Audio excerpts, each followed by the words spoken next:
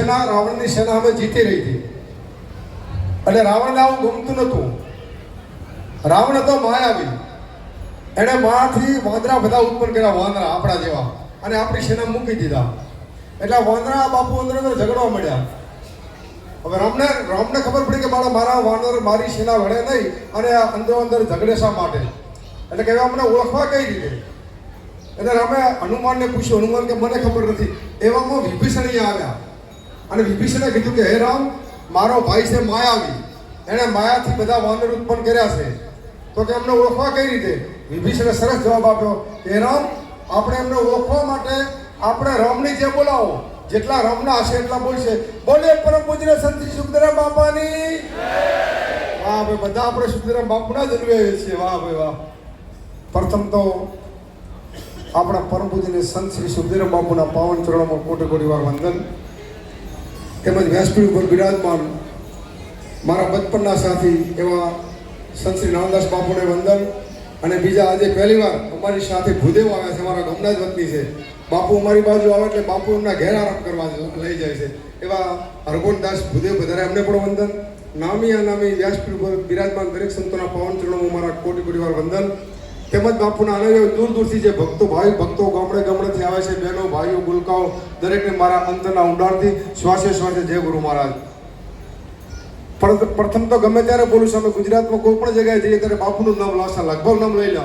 કારણ કે સંત જોવા હોય તો તમે અહીંયા મોડા ગામમાં આવો, અને એ સંતને ગુજરાતમાં અમારી નજરમાં હશે ઘણા સંતો છે, નાસ્તિક નથી, પણ અમારી નજરમાં અમારી સમક્ષ જો સાચા સંત હોય ને તો સુખદેવ બાપુ મોડા છે.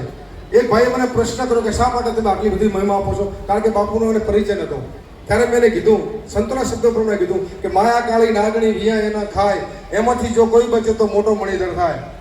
માયાને સ્વરૂપ આપ્યું છે કાળી નાગણીનું. કાળી નાગણી જ્યારે વિયા ને ત્યારે ગોળ કુંડાળો કરે, અને કુંડાળાની અંદર હવાહો બચ્ચાને જન્મ આપે.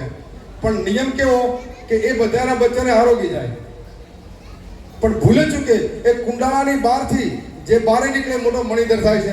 એમ માયામાંથી અમારા સુખદેવરામ બાપુ કુંડાળાની બહાર છે, એટલે એમના સંતોના વખાણ કરીએ છીએ સાહેબ. બાકી સુખદેવરામ બાપુના બીજું તો એમના જ્ઞાનનો કે એમના વખાણ કરવાના અમારી પાસે શબ્દો ખૂટે. અને બીજું કહી દઉં કે તમારા સુખદેવરામ બાપુના અનુયાયી સાથે નાતો થયો છે સાહેબ, અમારા ખરેખર અનહદ અમને આનંદ થાય છે. અને અમે તો એમના પગલા ચરણની રજ નથી સાહેબ. આવડી એક ત્રિમૂર્તિ ગૌમૂત્રીમાં અમારા નામ લખે ને, એ જ અમારા બનાસકાંઠામાં અમારા બે સંતોના નામદાસના બે નામ લખ્યા ને, એ અમારા માટે અહીંયામાં ઘણો બધો અનેરો આનંદ છે સાહેબ.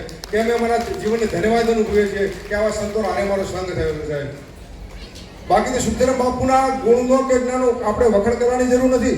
એમના વખાણ કરવા બે ને પૃથ્વી જેટલો સાહેબ કાગળ લઈએ, વનસ્પતિ છે ને એટલી કલમ લઈએ, અને સૃષ્ટિ ઉપર જેટલું પાણી છે ને એટલી શાહી બનાવીને લખવા બે ને સાહેબ. સુખદેવ બાપુના જ્ઞાનનો પારાયો નથી, એટલે આપણા સુખદેવ બાપુના સ્નાન માટે જોરદાર તાળી થઈ જાય સાહેબ. બાકી દવા છે ને ખીચામાં રાખવા નહીં સાહેબ. દવાને શરીરમાં ઉતારવાથી ફાયદો થાય છે.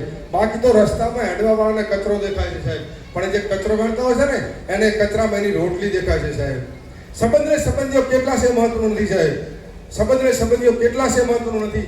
સંબંધીઓ કેવા છે એ મહત્વનું છે. કારણ કે 10 મણ લોખંડ કરવા 1 તોલા સોનાની કિંમત વધારે છે સાહેબ.